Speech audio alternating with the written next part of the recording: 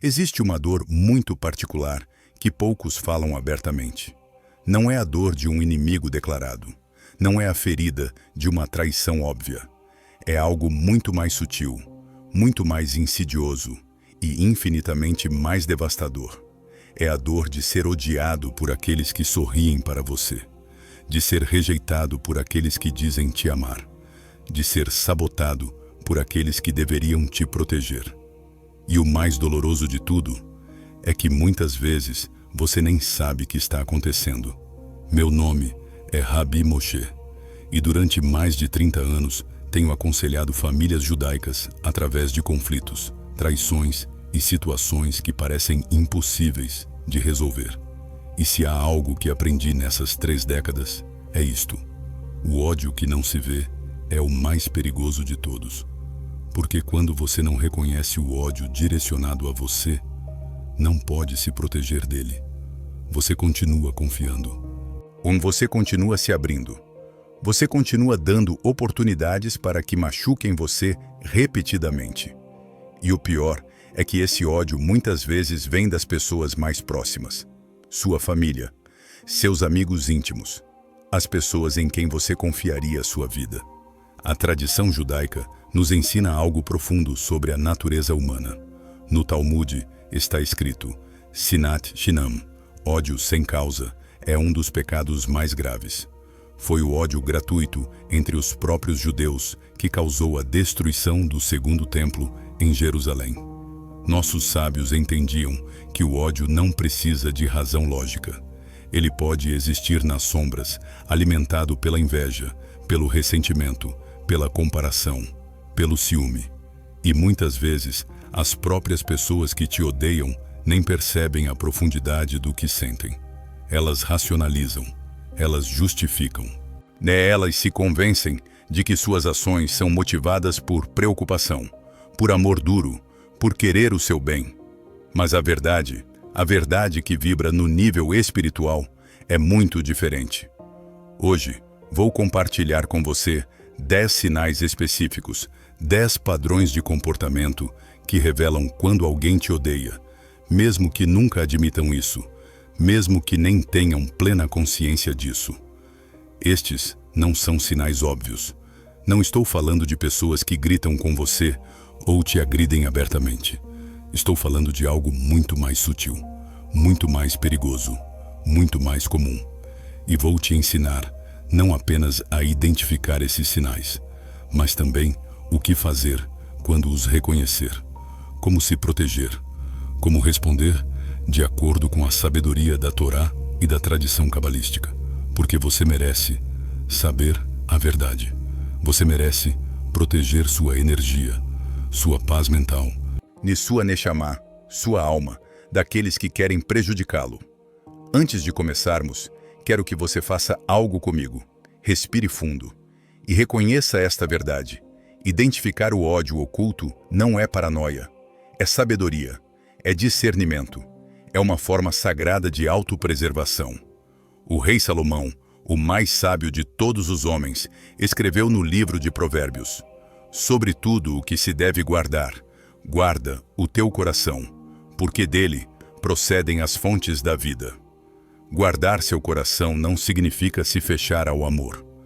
Significa ser sábio sobre a quem você entrega sua confiança, sua vulnerabilidade, seu poder pessoal. Então, se você está pronto para ver a verdade, mesmo que seja desconfortável, mesmo que desafie suas percepções atuais, continue comigo. E por favor, o digite nos comentários. Eu escolho ver a verdade e proteger minha paz. Porque quando você declara uma intenção em comunidade, você ativa uma força espiritual. Você não está sozinho nesta jornada de despertar. Capítulo 1. O sinal da alegria falsa. Quando seus sucessos são recebidos com sorrisos vazios. O primeiro sinal de que alguém te odeia, secretamente, está na forma como eles reagem aos seus sucessos. Deixe-me contar sobre uma cliente que tive. Vamos chamá-la de Devorah. Ela veio até mim completamente confusa. Tinha acabado de receber uma promoção importante no trabalho. um reconhecimento que ela havia perseguido por anos. Naturalmente, ela ligou para sua irmã mais velha para compartilhar a notícia. A irmã disse todas as palavras certas. Parabéns, estou tão orgulhosa de você. Oh, você merece isso. Mas Devora me disse que algo estava errado. Ela não conseguia identificar o quê, mas sentiu um vazio, uma falsidade na resposta. 2 semanas depois, descobriu que a irmã estava espalhando para outros membros da família que Devora provavelmente só conseguiu a promoção porque o chefe gosta dela, e que ela vai descobrir que não está preparada para tanta responsabilidade. Este é um padrão clássico, e acontece constantemente em famílias judaicas, onde a expectativa cultural é de apoio mútuo, mas a realidade emocional é muitas vezes competição e inveja. O Talmud nos ensina algo profundo sobre a inveja. Rabino Elazar disse: a inveja, o desejo e a busca por honra tiram uma pessoa do mundo. Por quê? Porque essas emoções corroem a alma de dentro para fora. Quando alguém te odeia secretamente, e eles não podem genuinamente celebrar seus sucessos, isso seria muito doloroso para eles. Porque cada vitória sua é um espelho que reflete o que eles percebem como suas próprias falhas. Então, o que eles fazem? Eles performam alegria. Eles dizem as palavras certas, mas a energia está completamente errada. Aqui estão os sinais específicos para observar. Primeiro, a resposta deles é breve demais. Quando alguém está genuinamente feliz por você, eles querem detalhes. Eles fazem perguntas. Como isso aconteceu? Como você está se sentindo? Conte-me tudo. Mas quando alguém está apenas fingindo, eles dão um rápido parabéns e imediatamente mudam de assunto ou terminam a conversa. Segundo, eles minimizam sua conquista. Ah, que legal, mas sabe, esse tipo de promoção é bem comum hoje em dia. Ou, meu primo também conseguiu algo parecido no mês passado. Eles não podem deixar seu momento ser seu. Eles têm que diminuí-lo, contextualizá-lo, fazer parecer menos especial. Terceiro, eles rapidamente redirecionam a conversa para si mesmos. Isso é ótimo. Falando nisso, você ouviu sobre o projeto em que estou trabalhando? Eles usam sua conquista como um trampolim para falar sobre eles mesmos, porque não conseguem suportar deixar você no centro das atenções por muito tempo. Quarto, eles imediatamente apontam possíveis problemas futuros. Parabéns, mas você sabe que com esse cargo vem muito mais estresse, né? Espero que você consiga lidar. Eles se disfarçam como preocupação, mas o que estão realmente fazendo é plantar sementes de dúvida e medo. E quinto, eles nunca mencionam sua conquista novamente. Quando você encontra essa pessoa semanas ou meses depois, é como se o evento nunca tivesse acontecido. Eles não perguntam como está indo no novo cargo, não fazem referência à sua conquista, porque para eles foi doloroso demais reconhecer na primeira vez. Eles certamente não vão reviver essa dor voluntariamente. A sabedoria cabalística nos ensina que existe uma luz chamada Or Makif, a luz circundante. Quando alguém genuinamente te ama e te apoia, a luz deles expande quando você brilha. Mas quando alguém te inveja secretamente, sua luz se contrai. Eles experimentam sua expansão como sua própria diminuição. Não é lógico, não é justo, mas é real. Tive outro cliente, Yosef, cujo pai nunca, nem uma vez em 40 anos, reconheceu suas conquistas. Yosef construiu um negócio bem-sucedido. Casou-se com uma mulher maravilhosa, criou filhos incríveis. E seu pai? Silêncio. Ou pior, crítica disfarçada de conselho. Yosef passou décadas tentando ganhar a aprovação do pai, trabalhando mais duro, conquistando mais. E só quando ele fez terapia comigo é que reconheceu a verdade devastadora. Seu pai o invejava. Seu pai, que deveria ser seu maior apoiador, secretamente ressentia cada um de seus sucessos, porque os via como evidência de suas próprias falhas percebidas. Essa é a verdade que ninguém quer dizer em voz alta. Às vezes, os membros de nossa própria família, as pessoas que nos criaram, não conseguem suportar nos ver brilhar mais do que eles brilharam. Não porque sejam pessoas más, mas porque estão consumidos por sua própria dor, sua própria insegurança, seu próprio senso de fracasso. O que você faz quando reconhece esse padrão? Primeiro, pare de buscar validação dessas pessoas. Você está perseguindo algo que elas são emocionalmente incapazes de dar. Não é sobre você, é sobre elas. Segundo, encontre sua tribo de verdade. O Rebbe de Lubavitch ensinou: quando você se conecta com almas que genuinamente celebram sua luz, você multiplica a luz no mundo. Procure aqueles que podem segurar espaço para sua grandeza sem sentir ameaçados. Terceiro, continue brilhando de qualquer forma. O rei David escreveu no Salmo 27: Hashem é minha luz e minha salvação. De quem terei medo? Sua luz não vem da aprovação dos outros. Ela vem de sua conexão com o divino. E, finalmente, pratique compaixão sem se sacrificar. Você pode entender que a inveja deles vem de um lugar de dor, sem se tornar vítima dessa dor. Você pode ter empatia mantendo limites saudáveis. Mas primeiro, você tem que ver a verdade. E a verdade é esta: se alguém consistentemente responde aos seus sucessos com alegria vazia, minimização ou silêncio, eles não estão celebrando você. Eles estão tolerando você. E provavelmente, em algum nível profundo, eles te ressentem. Capítulo 2. O sinal da crítica construtiva, quando cada conselho é uma lâmina disfarçada. O segundo sinal de ódio oculto é quando alguém usa a máscara da preocupação e do conselho útil para constantemente criticá-lo e diminuí-lo. Isso é particularmente insidioso, porque é incrivelmente difícil de identificar e ainda mais difícil de confrontar. Deixe-me pintar um cenário que ouvi literalmente centenas de vezes em meu consultório. Você encontra um membro da família ou amigo próximo. Você está se sentindo bem, confiante, talvez usando uma roupa nova ou compartilhando um plano empolgante. E eles dizem: nossa, você está diferente hoje, está tudo bem? Você parece cansado. Ou, que interessante essa sua escolha de roupa. É corajosa. Eu nunca teria coragem de usar algo assim. Ou, então você vai realmente tentar esse negócio novo? Uau! Bem, eu admiro seu otimismo. Eu só me preocupo que você não tenha pensado em todos os riscos. Mas ei, talvez funcione. Cada uma dessas declarações é tecnicamente formulada como preocupação ou apoio. Mas a energia real por trás delas é veneno puro. A tradição judaica tem um conceito chamado Lashon Hara, a língua má. Mas há algo ainda mais perigoso que Lashon Hara direta. É o que os sábios chamam de Avak Lashon Hara, o pó da língua má.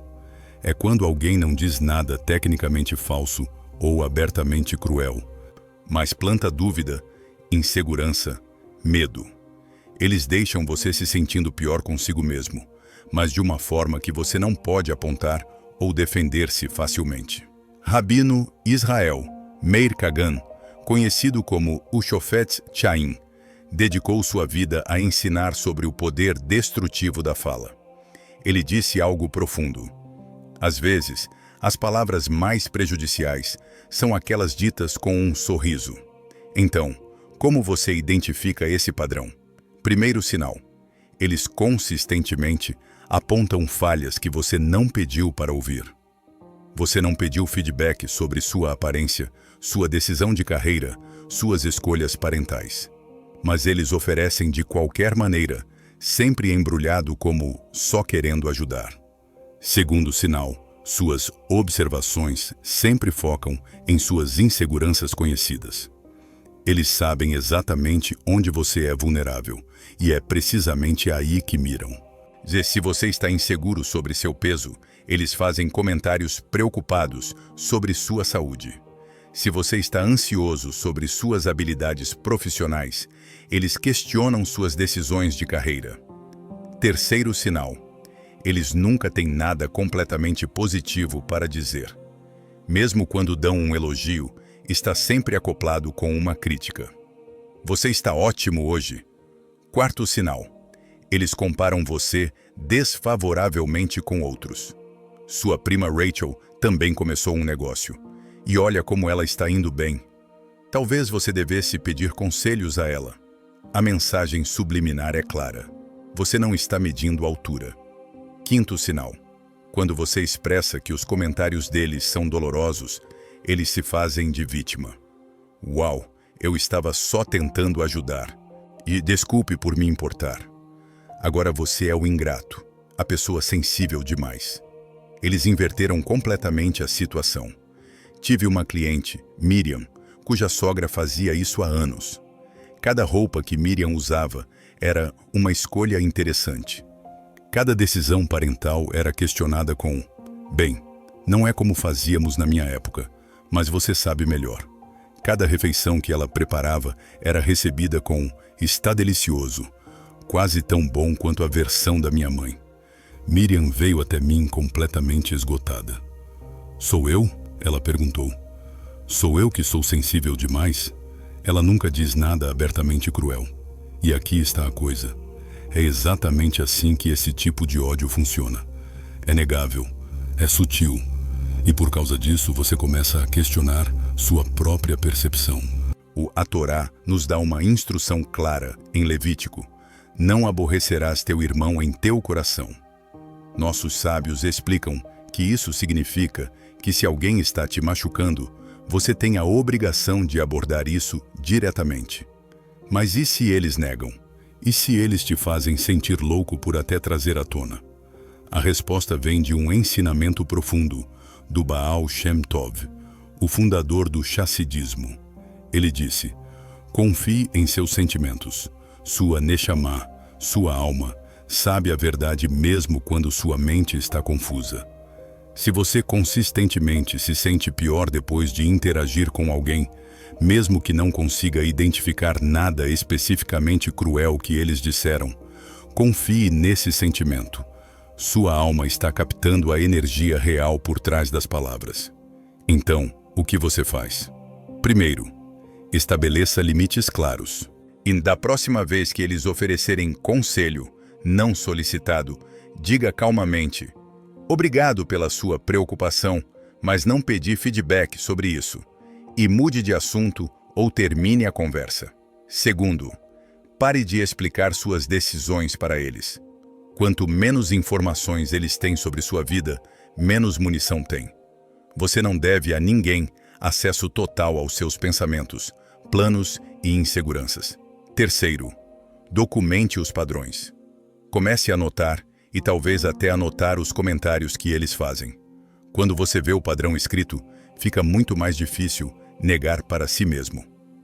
Quarto, encontre validação em outro lugar. Cultive relacionamentos com pessoas que te levantam genuinamente, que apontam sua grandeza, não suas falhas. Quinto, reconheça que você não pode mudá-los. Eles têm que querer ver seu próprio comportamento. E muitas vezes, com pessoas que operam dessa forma, não têm essa autoconsciência ou vontade de mudar. O Rebbe de Lubavitch ensinou algo poderoso. Você não pode controlar como os outros te tratam, mas você pode controlar quanto acesso eles têm a você. Algumas pessoas ganharam o direito de falar sobre sua vida, outras não. E só porque alguém é família, não significa que automaticamente tenha acesso ilimitado ao seu espaço emocional. Na tradição cabalística, ensinam que cada pessoa tem círculos de intimidade. O círculo mais interno é sagrado, reservado para aqueles que genuinamente honram e celebram sua neshama. Se alguém consistentemente usa preocupação e conselhos como armas para diminuir você, eles não pertencem ao seu círculo íntimo. Eles perderam esse privilégio. E reconhecer isso não te torna uma pessoa má. Te torna uma pessoa sábia. E capítulo 3. O sinal do guardião de segredos, quando suas vulnerabilidades se tornam munição pública. O terceiro sinal de que alguém te odeia secretamente é quando eles transformam suas confidências em armas. Quando as coisas que você compartilhou em momentos de vulnerabilidade, de repente, se tornam conhecimento público ou são usadas contra você em momentos estratégicos. Este é um dos sinais mais dolorosos, porque envolve uma quebra profunda de confiança. Na tradição judaica, guardar segredos é considerado uma obrigação sagrada. O Talmud ensina: aquele que revela segredos é um derramador de sangue. Por que uma linguagem tão forte? Porque quando você expõe as vulnerabilidades de alguém, você ataca sua própria essência, sua dignidade, sua segurança no mundo. Deixe-me contar sobre Daniel, um homem que veio até mim completamente destruído. E ele havia passado por um período muito difícil, problemas financeiros sérios após um investimento que deu errado. Em um momento de desespero, ele se abriu com seu irmão mais velho, chorou, admitiu seus medos, pediu conselho. O irmão foi reconfortante, solidário, disse todas as coisas certas. Daniel saiu dessa conversa sentindo-se aliviado por ter alguém em quem confiar. 3 semanas depois, em um jantar de família, o irmão fez um comentário casual na frente de todos. Pelo menos eu sei administrar dinheiro, diferente de alguns aqui. E olhou diretamente para Daniel.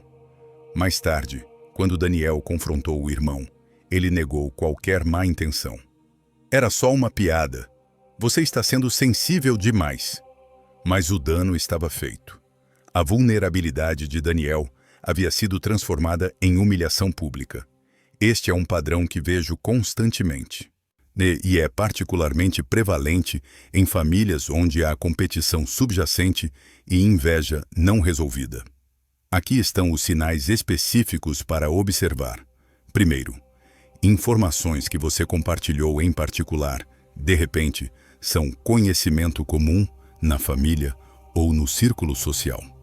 Você contou para uma pessoa sobre uma dificuldade e, de repente, 5 pessoas já ouviram sobre isso e têm opiniões.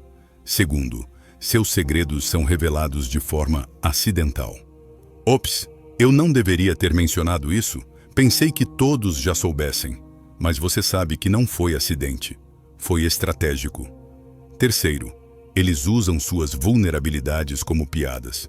Humor é uma das maneiras mais socialmente aceitáveis de ser cruel. Você lembra quando Daniel perdeu todo aquele dinheiro? Que período engraçado.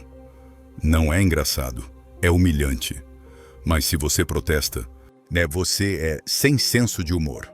Quarto, eles trazem suas falhas passadas à tona em momentos estratégicos, especialmente quando você está tendo sucesso ou recebendo atenção positiva.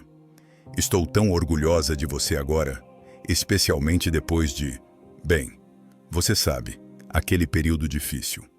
Eles não conseguem deixar você ter um momento puro de celebração sem lembrar todos do seu ponto mais baixo.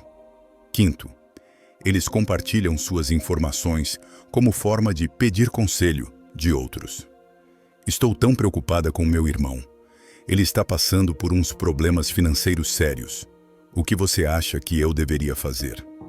Agora, eles revelaram seu segredo enquanto se pintam como a pessoa preocupada e compassiva. Sexto, eles guardam suas confidências para usar como moeda de troca. Talvez eu não devesse contar a todos sobre seu problema se você fizer isso por mim. Chantagem emocional disfarçada de negociação. Sétimo, quando você para de confiar neles, eles se fazem de vítima. Não podemos nem conversar mais? Você costumava se abrir comigo.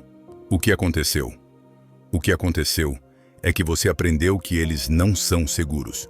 O rei Salomão escreveu em Provérbios: o fofoqueiro revela segredos, mas quem é de espírito confiável os mantém ocultos. Esse versículo não está apenas falando sobre malícia aberta. Está falando sobre caráter. Uma pessoa de verdadeiro caráter protege suas vulnerabilidades como sagradas. Eles entendem que quando você se abre, está oferecendo um presente de confiança. E esse presente deve ser honrado, não explorado. Mas alguém que te ressente, que te inveja, que te odeia secretamente, e suas vulnerabilidades são oportunidades. São maneiras de te diminuir, de manchar sua reputação, de te manter no seu lugar. A tradição cabalística ensina sobre o conceito de klipot, cascas espirituais que bloqueiam a luz. Quando alguém usa suas vulnerabilidades contra você, eles estão atuando como klipot humanas, bloqueando sua luz, tentando impedi-lo de brilhar. Tive uma cliente, Sara, cuja melhor amiga da infância fazia isso repetidamente. Sara compartilhou suas lutas com fertilidade enquanto tentava engravidar. Meses depois, em uma reunião, a amiga, casualmente, mencionou na frente de um grupo: Sara está tentando há tanto tempo ter um bebê. Estamos todos torcendo por ela. Sara estava mortificada. Aquela era sua dor privada, não entretenimento público. Quando Sara finalmente engravidou, a mesma amiga fez comentários como: finalmente, aposto que foi um alívio depois de toda aquela ansiedade. Novamente, transformando a jornada privada de Sara em narrativa pública sem seu consentimento. O que você faz quando reconhece esse padrão? Primeiro, pare de compartilhar imediatamente. Essa pessoa perdeu o privilégio de suas confidências.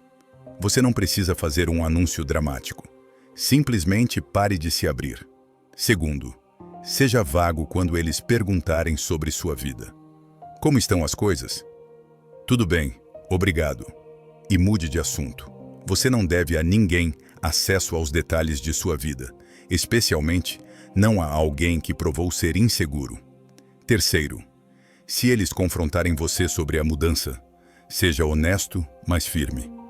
Percebi que informações que compartilhei em particular acabaram se tornando públicas.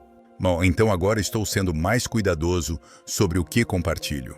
Não se desculpe. Você está se protegendo. Quarto, se eles revelam algo privado publicamente, não reaja emocionalmente no momento. Isso é o que eles querem.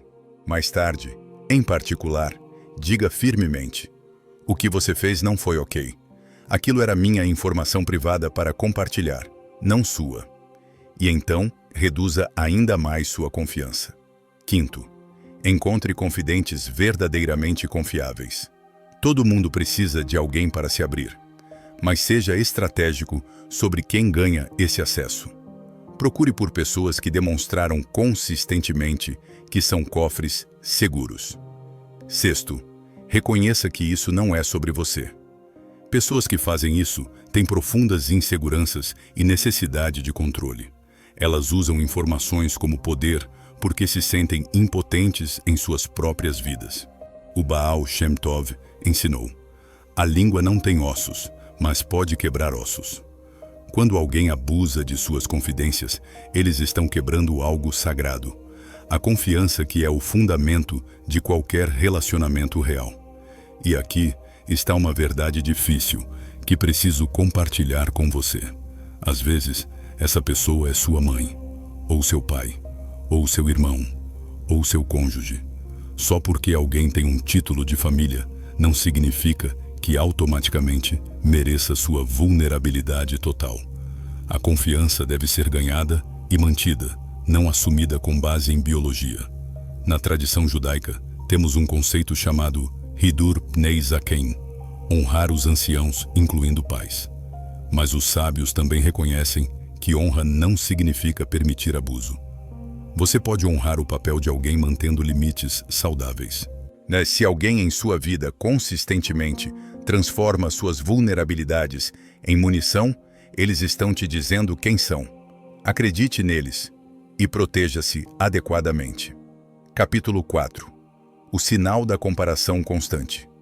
Quando você é sempre medido e sempre fica aquém. O quarto sinal de que alguém te odeia, secretamente, está em como eles constantemente te comparam com outros. E nessas comparações, você sempre fica aquém. Este é um dos padrões mais sutis e mais destrutivos, porque é frequentemente disfarçado como conversação casual, ou até mesmo como motivação. A tradição judaica tem muito a dizer sobre comparação. No Pirkei Avot, Ética dos Pais, está escrito: a inveja, a luxúria e a busca por honra tiram uma pessoa do mundo. E inveja está sempre enraizada em comparação. Quando alguém te ama genuinamente, eles te veem como você é, único, incomparável e com seu próprio caminho e propósito divino. Mas quando alguém te ressente, eles não conseguem deixar de te medir contra outros, e você sempre perde nessa medição. Deixe-me contar sobre Rachel, uma mulher brilhante de 35 anos que veio até mim com depressão severa e ansiedade. Enquanto conversávamos, um padrão emergiu. Toda a interação com sua mãe envolvia comparação. Sua prima Lea acabou de ser promovida a gerente. Em que posição você está mesmo? A filha da vizinha perdeu todo aquele peso. Você já pensou em fazer dieta? O marido da sua amiga comprou uma casa linda para ela. Que generoso! Cada uma dessas declarações carrega uma mensagem implícita. Você não é boa o suficiente. Alguém está fazendo melhor. Você está ficando para trás. Rachel passou anos tentando alcançar. Ela trabalhava mais horas, perseguia promoções, tentava diferentes dietas, economizava para uma casa maior. Mas nunca era suficiente. Porque a questão não era sobre conquistas reais. Era sobre o fato de que sua mãe não conseguia ver seu valor inerente. Aqui estão os sinais específicos deste padrão. Primeiro, quase toda conversa inclui uma referência a como outra pessoa está se saindo. Você não pode compartilhar uma conquista sem ouvir sobre alguém que fez algo similar, mas melhor. Você não pode mencionar uma luta sem ouvir sobre alguém que superou essa mesma luta mais facilmente. Segundo, as comparações são sempre desfavoráveis a você. Eles nunca dizem: você está fazendo tão bem quanto seu primo. É sempre: seu primo está fazendo algo que você deveria considerar. Terceiro, eles usam comparações como motivação. Estou só tentando te inspirar. Olhe como fulano está se saindo. Você não quer isso também? Mas o efeito real não é inspiração. É vergonha. Quarto, eles comparam seus pontos fracos com os pontos fortes dos outros. Se você não é bom com dinheiro, eles constantemente mencionam amigos que são investidores brilhantes. Se você luta com peso, eles falam interminavelmente sobre conhecidos que estão em forma perfeita.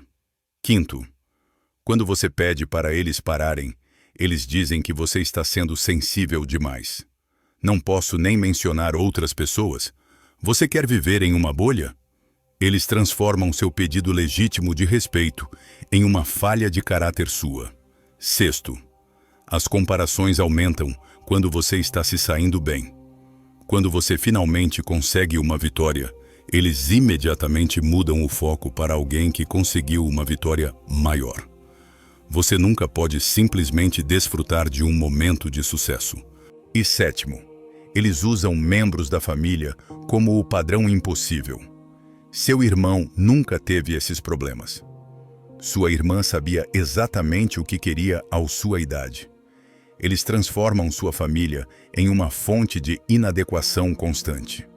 A Torá nos dá uma história poderosa sobre as consequências da comparação. José e seus irmãos. O pai de José, Jacove, o favorecia abertamente, dando-lhe a túnica de muitas cores. Os irmãos viam essa preferência, essa comparação constante, e isso se transformou em ódio.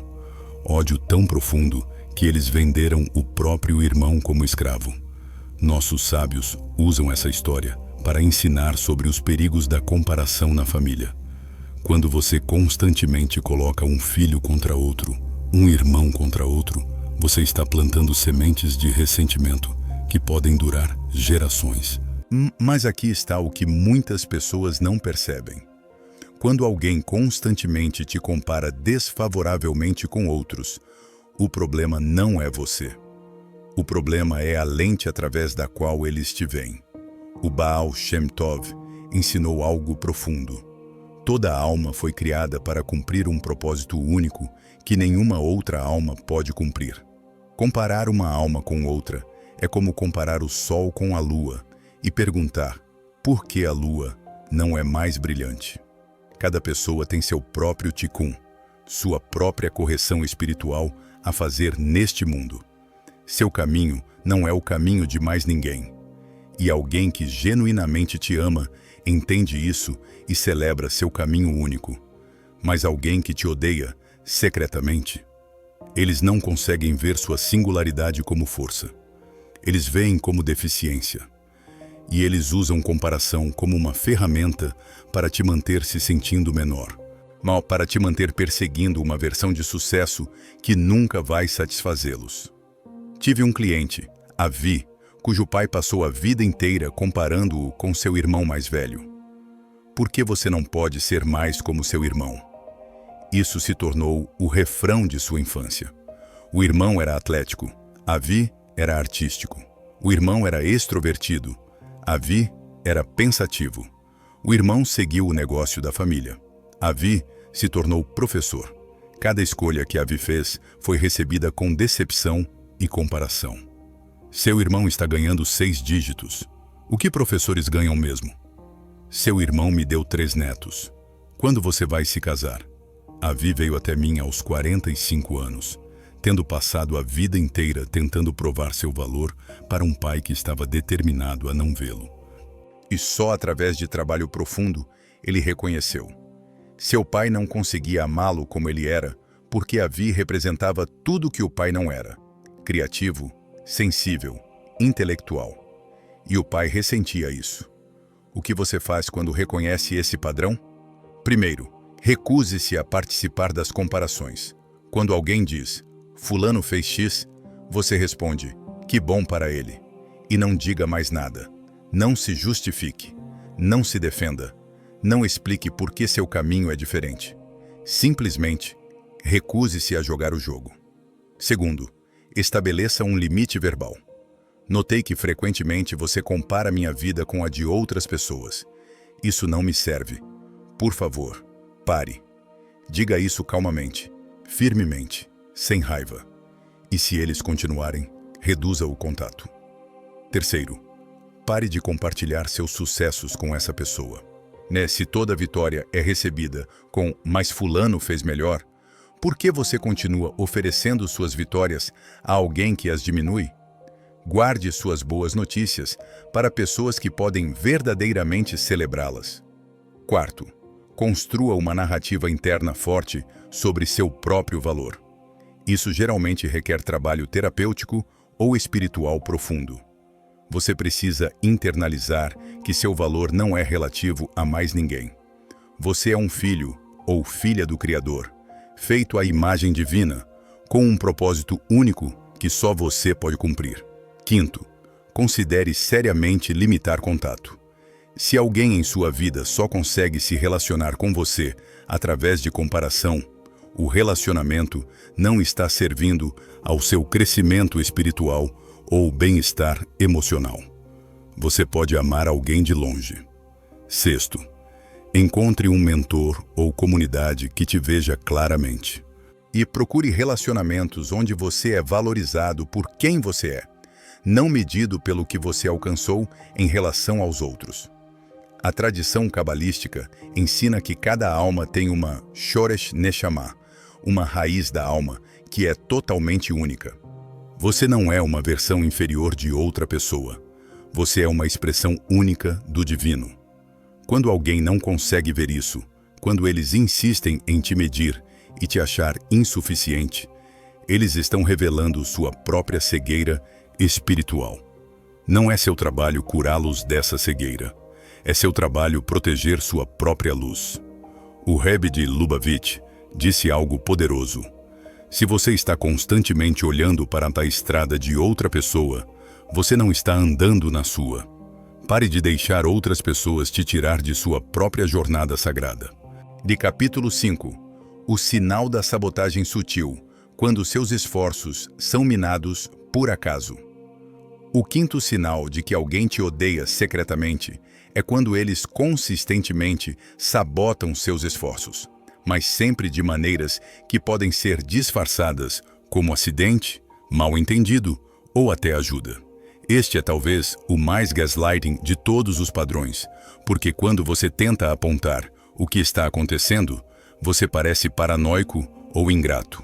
A tradição judaica reconhece que o mal nem sempre vem com chifres e rabo. Às vezes, ele vem com um sorriso e uma oferta de ajuda.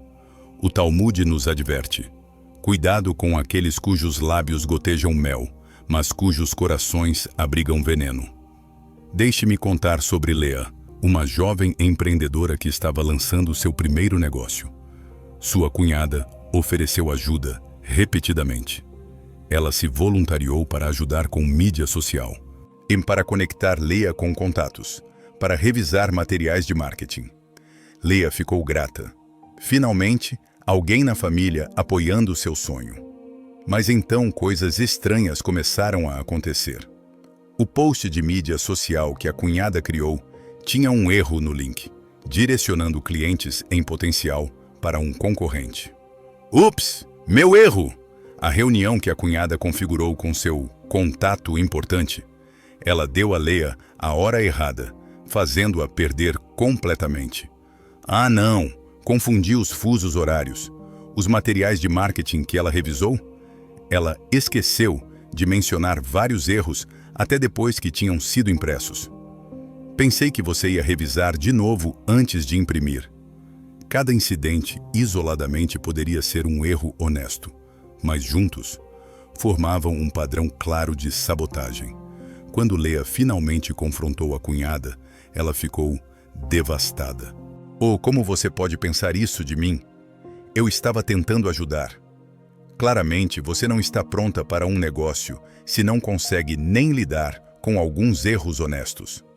Aqui estão os sinais específicos deste padrão. Primeiro, eles oferecem ajuda entusiasticamente, mas a ajuda sempre cria mais problemas. Eles se voluntariam para tarefas críticas e então as fazem mal, atrasado ou não as fazem de jeito nenhum. E você acaba tendo que corrigir o dano, geralmente sob pressão de tempo. Segundo, seus erros sempre acontecem em momentos críticos. Não é durante períodos aleatórios ou sem importância. É sempre antes de uma apresentação importante, um lançamento grande, um marco significativo. O timing é consistentemente prejudicial. Terceiro, quando você expressa frustração, eles se fazem de vítima. Eu estava só tentando ajudar. Ou você é tão ingrato. Agora você é o vilão por até questionar suas intenções. Quarto, eles compartilham suas informações sensíveis acidentalmente. Você contou a eles sobre uma oportunidade de trabalho em confiança e, de repente, outros membros da família sabem e têm opiniões. Ah, isso era privado? Pensei que estava tudo bem compartilhar. Quinto, eles criam conflitos entre você e outras pessoas. Bom, fulano me disse que pensa X sobre você. Eu provavelmente não deveria ter contado. Agora há desconfiança e tensão que não existiam antes, e eles estão no centro disso, mexendo a panela. Sexto, eles esquecem compromissos ou informações importantes consistentemente. Mas apenas quando te esquece, é prejudicial a você. Eles nunca esquecem coisas que importam para eles. Sétimo, seus conselhos, quando você os pede, e consistentemente te leva na direção errada. Eu não diria nada ao chefe sobre aquele problema. Provavelmente, ele nem notou. Ele notou, e seu silêncio parece incompetência. Ou, definitivamente confronte sua colega sobre isso em público. Ela precisa ouvir. Confronto público cria drama evitável.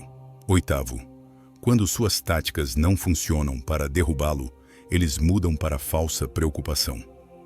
Eu só me preocupo que você esteja assumindo demais. Talvez você devesse reconsiderar. Eles plantam dúvida disfarçada de cuidado. A história de Yaakov e Esav, na Torá, nos dá um exemplo de sabotagem familiar. Esav, acidentalmente, trouxe comida para o pai no momento errado.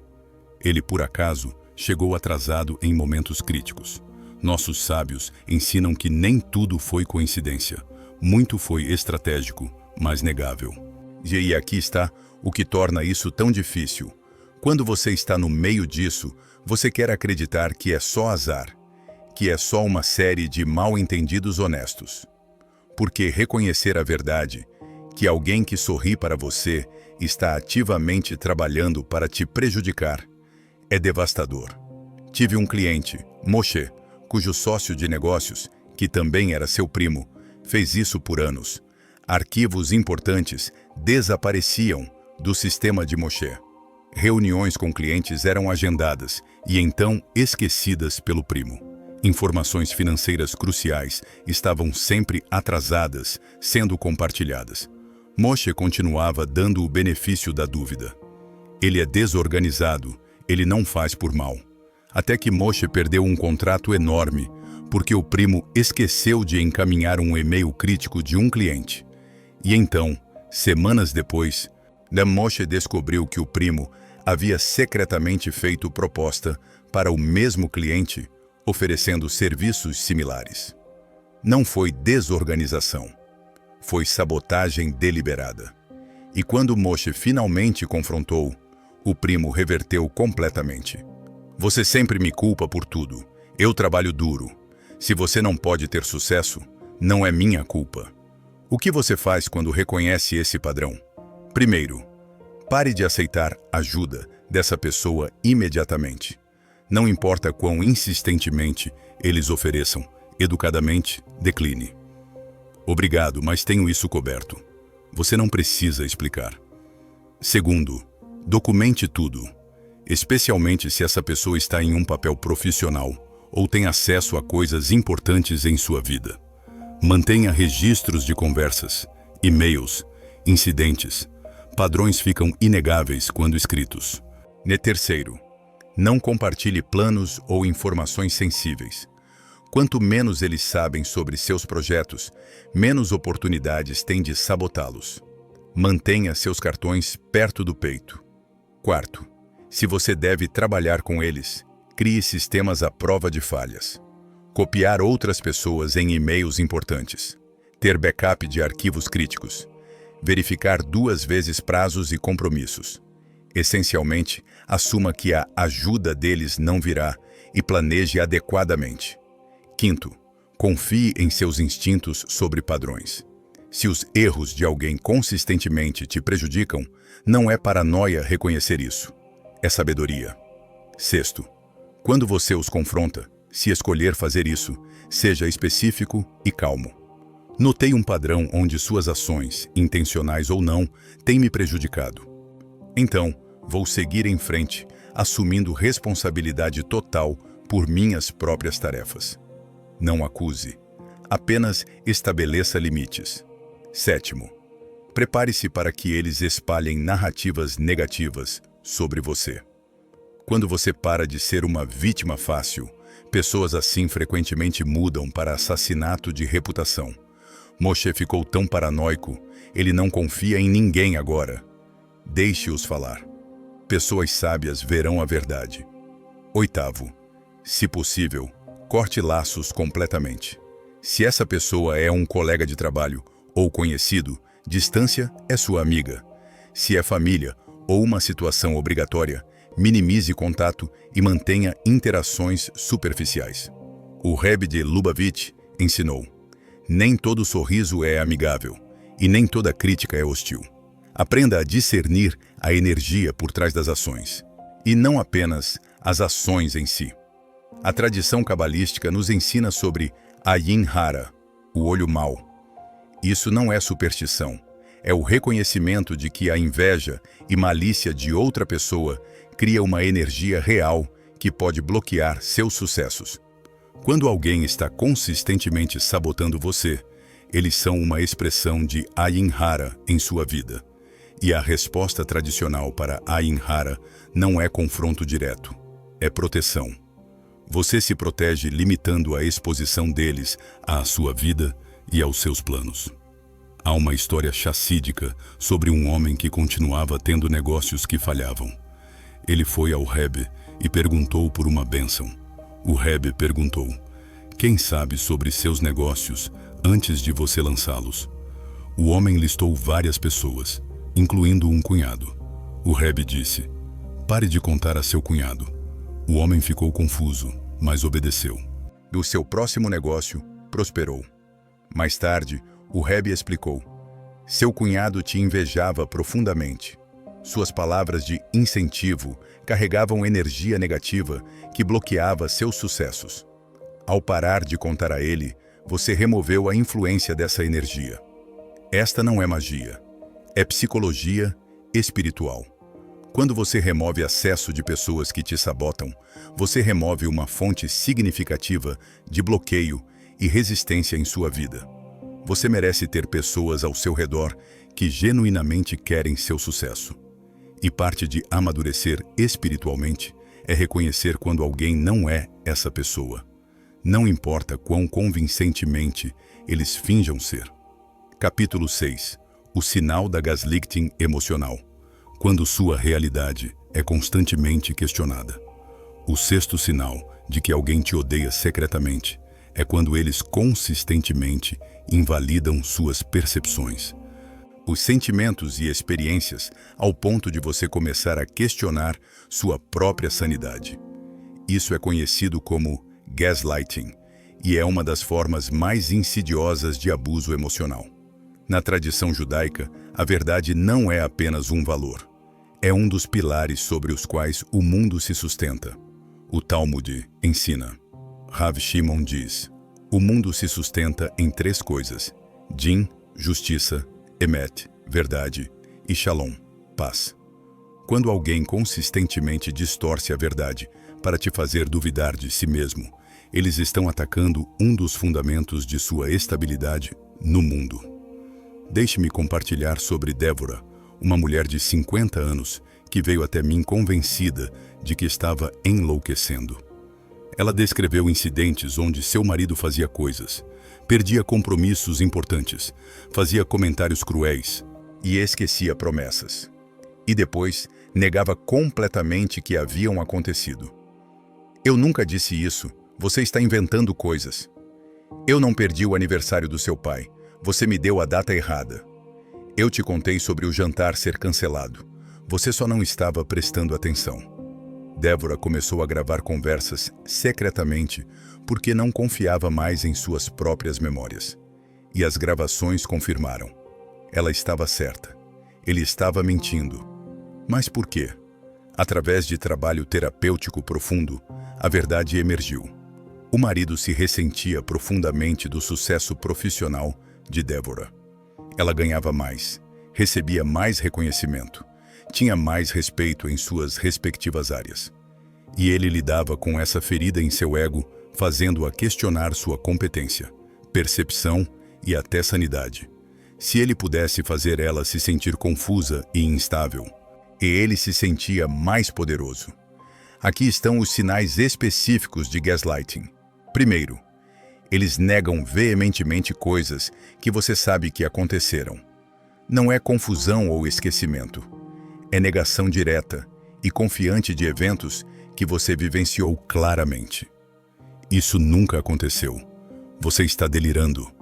Segundo, eles contam uma versão dos eventos tão diferente da sua que você começa a questionar suas próprias memórias.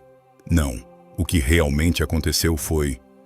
E então, eles tecem uma narrativa alternativa que te pinta como o problemático, o incompetente, o irracional. Terceiro, eles dizem que seus sentimentos são inválidos ou exagerados. Você está sendo sensível demais. Você está fazendo tempestade em copo d'água. Por que você está sempre tão emocional? O problema nunca é o comportamento deles, é sempre sua reação. E quarto, eles usam suas lutas passadas ou diagnósticos de saúde mental contra você. Bem, você já teve ansiedade antes. Talvez você esteja apenas ansiosa de novo. Você está tomando sua medicação? Talvez precise ajustar a dosagem. Eles transformam sua história de saúde mental em uma arma para desacreditar sua percepção. Quinto, eles convencem outros a duvidar de você. Eles espalham narrativas para membros da família ou amigos de que você está não bem, estressada demais para ver as coisas claramente, sempre dramática. Então, quando você tenta buscar validação de outros, até eles questionam sua versão dos eventos. Sexto, eles alternam entre crueldade e aparente carinho.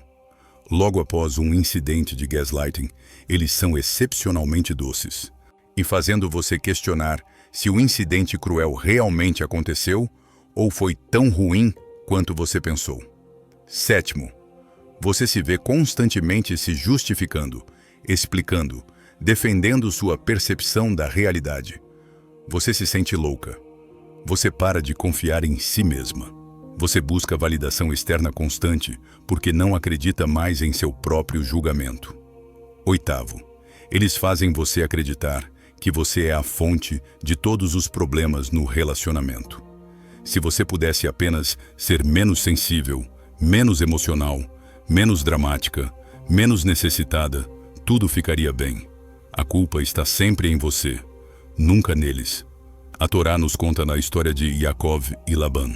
Labã mudava os termos do acordo de Yaakov constantemente. Nós concordamos em X.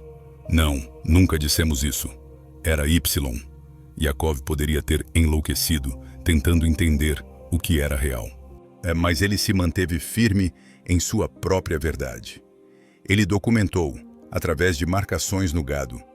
Ele trouxe testemunhas, suas esposas, que confirmaram o comportamento enganoso do pai. E finalmente, ele saiu. Porque você não pode ter um relacionamento saudável com alguém que consistentemente mente sobre a realidade. Nossos sábios nos ensinam: Olam Goel al-Haemet. O mundo é redimido através da verdade. Quando você vive em uma casa de mentiras, você vive em exílio espiritual, mesmo que fisicamente você nunca tenha saído de casa. Tive outro cliente, Jonathan, cuja mãe fazia gaslighting com ele desde a infância. Ela teria explosões de raiva, dizendo coisas cruéis.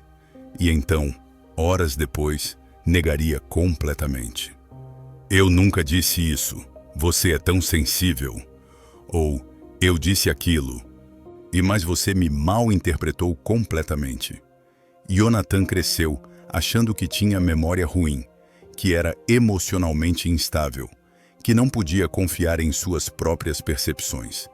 Só na terapia aos 35 anos, ele percebeu. Ele não era o problema. Sua mãe era uma abusadora emocional que usava gaslighting para manter controle e evitar responsabilidade. O que você faz quando reconhece que alguém está fazendo gaslighting com você? Primeiro, confie em si mesmo. Esta é a coisa mais difícil e mais importante. Se você sabe que algo aconteceu, se você sabe o que você sentiu, confie nisso. Não deixe ninguém convencê-lo de que sua realidade não é real. Segundo, documente tudo. Mantenha um diário. Grave conversas, se for legal em sua jurisdição. Salve textos e e-mails. Quando você tem evidência física, mas fica muito mais difícil você questionar sua própria sanidade. Terceiro, procure validação de fontes confiáveis. Converse com amigos, terapeutas, membros da família que você sabe que não foram manipulados pela pessoa fazendo gaslighting. Ouça quando eles dizem: não, você não está louca. Isso realmente aconteceu. Sua percepção é válida. Quarto, estabeleça limites firmes. Eu sei o que aconteceu. Eu não vou continuar esta conversa se você continuar negando minha realidade. E então siga através. Desligue. Saia da sala. Termine a interação. Quinto, reconheça que você não pode mudar um gaslighter através de argumentação ou prova. Eles sabem a verdade. Eles estão escolhendo mentir. Você poderia ter evidência em vídeo, e eles ainda diriam: esse vídeo não mostra o contexto completo. Você não pode ganhar porque o jogo é manipulado. Sexto, considere seriamente sair do relacionamento. Eu não digo isso levianamente, mas gaslighting é abuso emocional profundo. Com o tempo, ele destrói sua saúde mental, sua autoconfiança, sua própria capacidade de funcionar no mundo. Se alguém está fazendo gaslighting com você, Especialmente se é um padrão consistente, o relacionamento pode ser irrecuperável. Sétimo, faça terapia. Gaslighting deixa feridas psicológicas profundas. Você precisa de ajuda profissional para reconstruir sua confiança em sua própria percepção e para processar o trauma de ter sido sistematicamente mentido. Oitavo, pratique ancoragem em sua própria verdade. Comece cada dia afirmando para si mesmo: eu confio em minhas percepções. Eu sei o que é verdadeiro. Minha realidade é válida. Isso pode soar simplista, mas reconstruir sua base interna é crítico. E a tradição cabalística ensina que cada pessoa tem uma centelha de profecia, uma conexão direta com verdade divina. Quando alguém faz gaslighting com você, eles estão tentando apagar essa centelha, tentando desconectá-lo de sua própria sabedoria interior. O Baal Shem Tov ensinou: a própria essência de uma pessoa é sua conexão com a verdade. Quando essa conexão é cortada, a pessoa fica perdida em um mundo de ilusões. Gaslighting é uma tentativa de cortar você da verdade. E resistir a isso não é apenas sobre proteger seu bem-estar psicológico. É sobre proteger sua alma. Há uma bênção judaica que dizemos todas as manhãs: Baruch atah Hashem, Hanoten Laset vi, Vinah, Lehavshin, Ben Yom Uven Laila. Abençoado é você, Hashem, que dá ao galo entendimento para distinguir entre dia e noite. Esta bênção é sobre discernimento, sobre a capacidade de distinguir luz de escuridão, verdade de mentira, realidade de ilusão. Quando alguém está fazendo gaslighting com você, eles estão atacando essa capacidade sagrada de discernimento. Eles querem que você seja incapaz de distinguir entre dia e noite, entre o que realmente aconteceu e a versão distorcida deles. Resistir é um ato espiritual. É reclamar sua conexão com a verdade. É honrar a imagem divina dentro de você, que sabe, que vê, que entende. Se alguém em sua vida está consistentemente fazendo gaslighting com você, por favor, ouça o que estou dizendo. Você não está louca. Você não está exagerando. Você não está sendo sensível demais. Você está sendo abusada. E você merece melhor. Você merece ser amada genuinamente. Você merece ser respeitada profundamente. Você merece relações de mutualidade, apoio verdadeiro, celebração real. E se as pessoas em sua vida agora não podem oferecer isso, então sua jornada sagrada é encontrar ou criar relacionamentos que possam. Baruch Hashem, abençoado seja o nome. Que você seja abençoada com clareza, coragem e paz profunda em sua alma. Amém.